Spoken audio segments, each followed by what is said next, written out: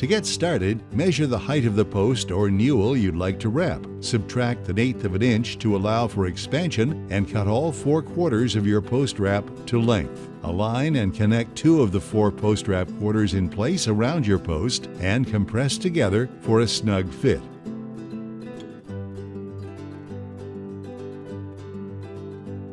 Remove the assembled half and set it aside. Next, align and gently connect the remaining 2/4 of the wrap, but do not compress. Leave roughly 1/4 of an inch. Place the first assembled half into position and clamp into place. Align the channels and ribs of the second half with the first half and compress until all 4 sides are equal in width.